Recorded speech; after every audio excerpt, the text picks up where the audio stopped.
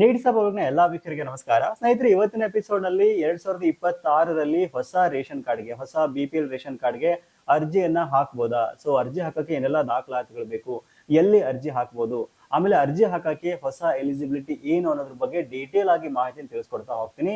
ಏನಕ್ಕೆ ಅಂದ್ರೆ ಕಳೆದ 2-3 ವರ್ಷದಿಂದ ಹಲವಾರು ಜನರು BPL ರೇಷನ್ ಕಾರ್ಡ್ ನ ಎದುರು ನೋಡ್ತಾ ಇದ್ದೀರಾ. ಸೊ ಇಂಟರ್ನೆಟ್ ನಲ್ಲಿ ಹಲವಾರು ವಿಡಿಯೋಸ್ಗಳು ನಿಮ್ಗೆ ಸಿಗ್ತಾ ಇರುತ್ತೆ. ಸೊ ಈ ಲಿಂಕ್ ಮೇಲೆ ಜಸ್ಟ್ ಕ್ಲಿಕ್ ಮಾಡಿ ಮೊಬೈಲ್ ಫೋನ್ ಮೂಲಕ ರೇಷನ್ ಕಾರ್ಡ್ಗೆ ಅಪ್ಲಿಕೇಶನ್ ಹಾಕಿ 15 ದಿವಸ ನಿಮ್ಗೆ ಸಿಕ್ಬಿಡುತ್ತೆ ಅಂತ ಒಂದಿಷ್ಟು ಫೇಕ್ ವಿಡಿಯೋಸ್ಗಳು ಹರಿದಾಡ್ತಾ ಇರುತ್ತೆ. ಅಂತಹ ವಿಡಿಯೋಸ್ಗಳನ್ನ ನಂಬ್ಕೊಂಡು ನೀವೇನಾದ್ರೂ ಲಿಂಕ್ ಮೇಲೆ ಕ್ಲಿಕ್ ಮಾಡಿದ್ರಿ ಅಂತಂದ್ರೆ 100% ನಿಮ್ಮ ಮೊಬೈಲ್ ಫೋನ್ ಹ್ಯಾಕ್ ಆಗ್ತಕ್ಕಂಥ ಚಾನ್ಸ್ ಇರುತ್ತೆ ಅಂತ ಹೇಳ್ಬೋದು. ಸೊ ಹಾಗಾದ್ರೆ ರೇಷನ್ ಕಾರ್ಡ್ಗೆ ಅರ್ಜಿ ಹಾಕಕ್ಕೆ ಏನ್ ಮಾಡ್ಬೇಕು, ಏನೆಲ್ಲ ದಾಖಲಾತಿಗಳು ಬೇಕು ಅನ್ನೋದ್ರ ಬಗ್ಗೆ ಡೀಟೇಲ್ ಆಗಿರತಕ್ಕಂಥ ಮಾಹಿತಿ ಇವತ್ತಿನ ಎಪಿಸೋಡ್ ನಲ್ಲಿ ತಿಳಿಸ್ಕೊಡ್ತಾ ಹೋಗ್ತೀನಿ. ವಿಡಿಯೋನ ಲೈಕ್ ಮಾಡೋ ಮೂಲಕ ನಮಗೆ ನೀವು ಸಪೋರ್ಟ್ ಮಾಡಬಹುದು. ಮತ್ತು ರೇಷನ್ ಕಾರ್ಡ್ ಎದುರು ನೋಡ್ತಕ್ಕಂಥ ನಿಮ್ಮ ಸ್ನೇಹಿತರಿಗೂ ಸಹಿತ ಮಿಸ್ ಮಾಡದೆ ವಿಡಿಯೋನ ಶೇರ್ ಮಾಡಿ, ಅವ್ರಿಗೂ ಸಹಿತ ಅನುಕೂಲ ಆಗುತ್ತೆ. ಸೊ ಮತ್ತೆ ಕಡೆ ಬನ್ನಿ ವಿಡಿಯೋನ ಸ್ಟಾರ್ಟ್ ಮಾಡೋಣ. ಓಕೆ, ಮೊದಲನೇದಾಗಿ ಒಂದು ವಿಷಯನ ನಿಮ್ಗೆ ಕನ್ಫರ್ಮ್ ಆಗ್ಬಿಡ್ತೀನಿ. ನೀವು ಯಾವುದೇ ಕಾರಣಕ್ಕೂ ಯಾವುದೇ ವಿಡಿಯೋ ನೋಡ್ಕೊಂಡು ಅಥವಾ ಯಾವುದೇ ಲಿಂಕ್ ಮೇಲೆ ಕ್ಲಿಕ್ ಮಾಡಿ ನಿಮ್ಮ ಮೊಬೈಲ್ ಫೋನ್ ಮೂಲಕ ನೀವು BPL ರೇಷನ್ ಕಾರ್ಡ್ಗೆ ಅರ್ಜಿಯನ್ನ ಹಾಕಕ್ಕೆ ಸಾಧ್ಯನೇ ಇಲ್ಲ ಅಂತ ಹೇಳ್ಬೋದು.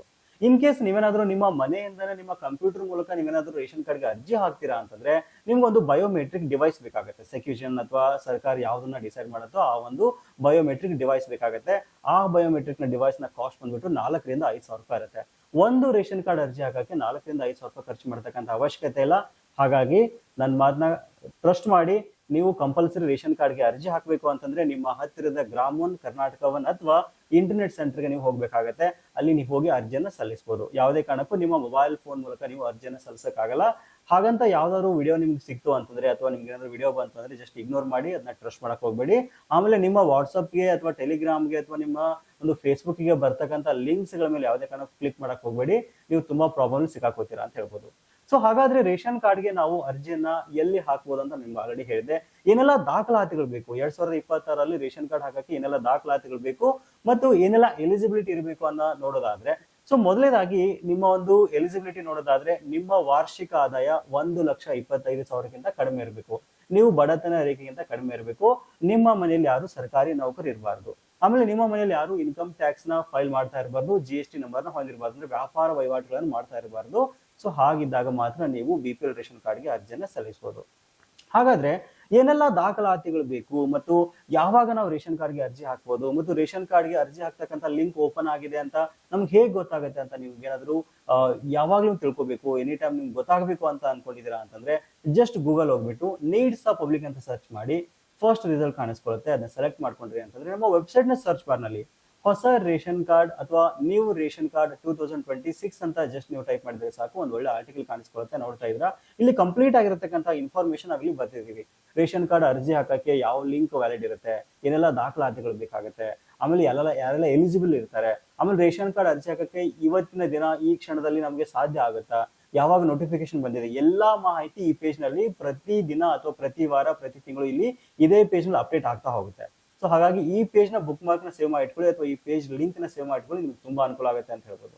ಹಾಗಾದ್ರೆ ರೇಷನ್ ಕಾರ್ಡ್ಗೆ ಅರ್ಜಿ ಹಾಕಿದ ಒಂದು ಲಿಂಕ್ ಓಪನ್ ಆದಾಗ ನಮ್ಗೆ ಹೇಗೆ ಗೊತ್ತಾಗುತ್ತೆ ಅಂತ ನೋಡೋದಾದ್ರೆ ನಮ್ಮ ವಾಟ್ಸ್ಆಪ್ ಮತ್ತು ಟೆಲಿಗ್ರಾಮ್ ಚಾನಲ್ ಅಲ್ಲಿ ನಮ್ಮ ವೀಕ್ಷಕರು ನಾವು ತಿಳಿಸ್ತಾ ಹೋಗ್ತೀವಿ. ಈ ರೇಷನ್ ಕಾರ್ಡ್ ಪೋರ್ಟಲ್ ಓಪನ್ ಆದ ತಕ್ಷಣ ನಿಮಗೆ ನಮ್ಮ ಕಡೆಯಿಂದ ಒಂದು ನೋಟಿಫಿಕೇಶನ್ ಬರುತ್ತೆ ವಾಟ್ಸ್ಆಪ್ ಅಲ್ಲಿ. ಹಾಗಾಗಿ ನಮ್ಮ ವಾಟ್ಸ್ಆಪ್ ಚಾನಲ್ಗೆ, ಟೆಲಿಗ್ರಾಮ್ ಚಾನಲ್ಗೆ ಇವತ್ತೇ ಜಾಯ್ನ್ ಆಗಿ ನಿಮಗೆ ತುಂಬಾ ಅನುಕೂಲ ಆಗುತ್ತೆ ಅಂತ ಹೇಳ್ಬೋದು. ನೋಡ್ತಾ ಇದ್ರೆ ನಾನು ಇಲ್ಲಿ ಆರ್ಟಿಕಲ್ ಎಲ್ಲ ನೀಟಾಗಿ ಬರ್ದಿದ್ದೀನಿ. ಏನೆಲ್ಲ ದಾಖಲಾತಿಗಳು ಬೇಕು ನೀವು ಅರ್ಜಿ ಸಲ್ಲಿಸೋಕೆ ಅಂತ ನೋಡೋದಾದ್ರೆ ತುಂಬಾ ಸಿಂಪಲ್ ಆಯ್ತಾ. ತುಂಬಾ ಹೆವಿ ಡಾಕ್ಯುಮೆಂಟ್ಸ್ ಏನ್ ಬೇಕಾಗಿಲ್ಲ. ಕೇವಲ 3 ದಾಖಲೆಗಳಿತ್ತು ಅಂದ್ರೆ ನೀವು ರೇಷನ್ ಕಾರ್ಡ್ಗೆ ಅರ್ಜಿ ಸಲ್ಲಿಸಬಹುದು, BPL ರೇಷನ್ ಕಾರ್ಡ್ಗೆ ಅರ್ಜಿಯನ್ನು ಸಲ್ಲಿಸಬಹುದು. ಫಾರ್ ಎಕ್ಸಾಂಪಲ್ ನಿಮ್ಮ ಮನೇಲಿ ಒಂದು 5 ಜನ ಇದ್ರೆ ಅನ್ಕೊಳ್ಳಿ, ತಂದೆ ತಾಯಿ ಒಂದು 3 ಜನ ಮಕ್ಕಳು ಇದ್ರೆ ಅನ್ಕೊಳ್ಳಿ. ಸೊ 5 ಜನರ ಒಂದು ಆಧಾರ್ ಕಾರ್ಡ್ ಬೇಕಾಗುತ್ತೆ. ಮೊದಲನೇದಾಗಿ ಎಲ್ಲಾ ಒಂದು ಸದಸ್ಯರ ಆಧಾರ್ ಕಾರ್ಡ್ ಕಂಪಲ್ಸರಿ ಬೇಕಾಗುತ್ತೆ. ಎರಡನೇದಾಗಿ 5 ಜನರಲ್ಲಿ ಯಾರಾದ್ರೂ ಒಬ್ಬರದು ಇನ್ಕಮ್ ಸರ್ಟಿಫಿಕೇಟ್ ಬೇಕಾಗುತ್ತೆ. ನಿಮ್ಮ ತಂದೆ ಇನ್ಕಮ್ ಸರ್ಟಿಫಿಕೇಟ್ ಅಂದ್ರೆ ತುಂಬಾ ಒಳ್ಳೇದು ಅಂತ ಹೇಳ್ಬೋದು, ಅಥವಾ ತಾಯಿದಿದ್ರು ಏನು ಪ್ರಾಬ್ಲಮ್ ಇಲ್ಲ. ಇನ್ನ ನೆಕ್ಸ್ಟ್ ನಿಮ್ಮ ಮನೇಲಿ ಮಕ್ಕಳು ಏನಾದ್ರು 5 ಅಥವಾ 6 ವರ್ಷದ ಕೆಳಗೆ ಚಿಕ್ಕ ಮಕ್ಕಳಿದ್ದಾರೆ ಅಂತಂದ್ರೆ ಅವ್ರದ್ದು ಬರ್ತ್ ಸರ್ಟಿಫಿಕೇಟ್ ಬೇಕಾಗುತ್ತೆ. ಸೊ ಹಾಗಾಗಿ ಜಸ್ಟ್ ನಿಮ್ಮ ಆಧಾರ್ ಕಾರ್ಡ್, ನಿಮ್ಮ ಇನ್ಕಮ್ ಸರ್ಟಿಫಿಕೇಟ್ ಮತ್ತು ಬರ್ತ್ ಸರ್ಟಿಫಿಕೇಟ್ ಇದ್ರೆ ಸಾಕು, ನೀವು ಆರಾಮಾಗಿ ರೇಷನ್ ಕಾರ್ಡ್ಗೆ ಅರ್ಜಿನ ಸಲ್ಲಿಸಬಹುದು. ಈವನ್ ನಿಮ್ಮ ಹತ್ರ ಏನಾದ್ರು ಕ್ಯಾಸ್ಟ್ ಸರ್ಟಿಫಿಕೇಟ್ ಇಲ್ಲ ಅಂದ್ರೆ ಯಾವುದೇ ರೀತಿ ಪ್ರಾಬ್ಲಮ್ ಇಲ್ಲ ಆಯ್ತಾ. ಇಲ್ಲಿ ಮೇನ್ ಆಗಿ ಇನ್ಕಮ್ ಸರ್ಟಿಫಿಕೇಟ್ ಬೇಕಾಗುತ್ತೆ. ಸೊ ಈ 3 ದಾಖಲೆಗಳಿದ್ದು ಅಂದ್ರೆ ನೀವು ಆರಾಮಾಗಿ ರೇಷನ್ ಕಾರ್ಡ್ಗೆ ಅರ್ಜಿಯನ್ನ ಸಲ್ಲಿಸಬಹುದು. ರೇಷನ್ ಕಾರ್ಡ್ಗೆ ಅರ್ಜಿ ಸಲ್ಲಿಸ್ತಕ್ಕಂತ ಒಂದು ಆಹಾರ ಇಲಾಖೆಯ ಪೋರ್ಟಲ್ ನೋಡೋದಾದ್ರೆ ನೋಡ್ತಾ ಇಲ್ಲಿ ಕೊಟ್ಟಿದ್ದೀನಿ. ಈ ಪೋರ್ಟಲ್ ಮೇಲೆ ಜಸ್ಟ್ ಕ್ಲಿಕ್ ಮಾಡಿದ್ರೆ ನಿಮ್ಗೆ ರೇಷನ್ ಕಾರ್ಡ್ ಒಂದು ಪೋರ್ಟಲ್ ಓಪನ್ ಆಗಿದೆಯಲ್ಲ ಅಂತ ಅಲ್ಲಿ ಗೊತ್ತಾಗುತ್ತೆ. ಆಗಿಲ್ಲ ಅಂತಂದ್ರೆ ನಿಮ್ಗೆ ಎರರ್ ಬರುತ್ತೆ. ಆಗಿತ್ತು ಅಂತಂದ್ರೆ ಈ ರೀತಿಯಾಗಿ ಒಂದು ಪೇಜ್ ಇಲ್ಲಿ ಕಾಣಿಸ್ಕೊಳ್ಳುತ್ತೆ. ಸೊ ಅವಾಗ ನೀವು ನಿಮ್ಮ ಹತ್ತಿರದ ಒಂದು ಗ್ರಾಮನ್ ಆಗಿರ್ಬೋದು, ಕರ್ನಾಟಕವನ್ ಆಗಿರ್ಬೋದು, ಅಥವಾ ಇಂಟರ್ನೆಟ್ ಸೆಂಟರ್ಗೆ ಹೋಗಿ ನೀವು ಆರಾಮಾಗಿ ಅರ್ಜಿಯನ್ನು ಸಲ್ಲಿಸಬಹುದು. ಈ ರೇಷನ್ ಕಾರ್ಡ್ ತಗೊಳ್ಳೋದ್ರಿಂದ ನಮ್ಗೆ ಏನೆಲ್ಲ ಅನುಕೂಲ ಆಗುತ್ತೆ ಅಂತ ನಿಮ್ಗೆ ಆಲ್ರೆಡಿ ಗೊತ್ತೇ ಇದೆ. ಗೃಹಲಕ್ಷ್ಮಿ ಯೋಜನೆ ಆಗಿರ್ಬೋದು, ಅನ್ನಭಾಗ್ಯ ಯೋಜನೆ ಆಗಿರ್ಬೋದು, ಉಚಿತ ವಿದ್ಯುತ್ ಆಗಿರ್ಬೋದು, ಹೀಗೆ ಹಲವಾರು ಒಂದು ಸೌಲಭ್ಯಗಳು ನಮಗೆ ಸಿಗುತ್ತೆ. ಇವನ್ ನಮ್ಮ ಮಕ್ಕಳಿಗೆ ಸ್ಕಾಲರ್ಶಿಪ್ ಸಿಗುತ್ತೆ, ಆಮೇಲೆ ಅಡ್ಮಿಷನ್ ಅಲ್ಲಿ ಕನ್ಸೆಷನ್ ಸಿಗುತ್ತೆ, ಆಮೇಲೆ ತುಂಬಾ ಹಲವಾರು ಈ ರೀತಿ ಒಂದು ನಮಗೆ ಬೆನಿಫಿಟ್ಸ್ಗಳು BPL ಕಾರ್ಡ್ ಇಂದ ಸಿಗುತ್ತೆ ಅಂತ ಹೇಳ್ಬೋದು. ಹಾಗಾಗಿ ಒಂದು ರಾಜ್ಯದಲ್ಲಿ ಬರೋಬ್ಬರಿ 14 ಲಕ್ಷ ಜನ ಅನರ್ಹ BPL ಕಾರ್ಡ್ ದಾರರು ಇದ್ದಾರೆ ಅಂತ ಮೊನ್ನೆ ಸಚಿವರು ಸಹಿತ ಹೇಳಿದ್ರು. ಸೊ ಆ ಒಂದು ಕಾರ್ಡ್ ಗಳನ್ನ ಕ್ಯಾನ್ಸಲ್ ಮಾಡಿಬಿಟ್ಟು ಸೊ ಅರ್ಹರಿಗೆ ಒಂದು ರೇಷನ್ ಕಾರ್ಡ್ ನ ಕೊಡ್ತೀವಿ ಅಂತ ಹೇಳ್ತಾ ಇದ್ದಾರೆ. ಬಟ್ ಇದುವರೆಗೂ ಅಧಿಕೃತವಾಗಿ ಎಲ್ಲೂ ನೋಟಿಫಿಕೇಶನ್ ಬಿಟ್ಟಿಲ್ಲ, ಯಾವಾಗ ರೇಷನ್ ಕಾರ್ಡ್ ಪೋರ್ಟಲ್ ಓಪನ್ ಆಗುತ್ತೆ ಅಥವಾ BPL ಕಾರ್ಡ್ಗೆ ಅರ್ಜಿಯನ್ನು ಕರೀತಾರೆ ಅಂತ ಇದುವರೆಗೂ ಹೇಳಿಲ್ಲ, ಕಳೆದ 2-3 ವರ್ಷದಿಂದ ಅಂತ ಹೇಳ್ಬೋದು. ಬಟ್ ಲಾಸ್ಟ್ ಮಂತ್ ವರೆಗೂ ಒಂದು ಎಮರ್ಜೆನ್ಸಿಗೋಸ್ಕರ BPL ರೇಷನ್ ಕಾರ್ಡ್ಗೆ ಅಪ್ಲಿಕೇಶನ್ ಹಾಕಕ್ಕೆ ಪೋರ್ಟಲ್ ಓಪನ್ ಇತ್ತು. ಇವಾಗ ಮತ್ತೆ ಕ್ಲೋಸ್ ಆಗಿದೆ, ಮತ್ತೇನು ಓಪನ್ ಆಗುತ್ತೆ ಅಂತ ಸುದ್ದಿ ಹರಿದಾಡ್ತಾ ಇದೆ, ಬಟ್ ಕನ್ಫರ್ಮ್ ಇಲ್ಲ. ಇನ್ ಕೇಸ್ ಮೆಡಿಕಲ್ ಎಮರ್ಜೆನ್ಸಿ ಇತ್ತು ಅಂತಂದ್ರೆ ಅಂತವ್ರು ಸಹಿತ ಆದಷ್ಟು ಬೇಗ ಪೋರ್ಟಲ್ ಓಪನ್ ಆದಾಗ ಅರ್ಜಿನ ಹಾಕ್ಬಿಟ್ಟು ಒಂದು 15 ದಿವಸದ ರೇಷನ್ ಕಾರ್ಡ್ ನ ಪಡ್ಕೊಳ್ಬಹುದು. ಅದು ಕೇವಲ ಮೆಡಿಕಲ್ ಎಮರ್ಜೆನ್ಸಿಗೆ ಮಾತ್ರ ಅದು ನಿಮ್ಗೆ ವ್ಯಾಲಿಡ್ ಇರುತ್ತೆ ಅಂತ ಹೇಳ್ಬೋದು. ಸೊ ಈ ಪ್ರಕಾರವಾಗಿ ನೀವು ಆರಾಮಾಗಿ ಈಸಿಯಾಗಿ ನೀವು ರೇಷನ್ ಕಾರ್ಡ್ಗೆ ಪೋರ್ಟಲ್ ಓಪನ್ ಆದಾಗ ಅರ್ಜಿನ ಹಾಕೋಬಹುದು.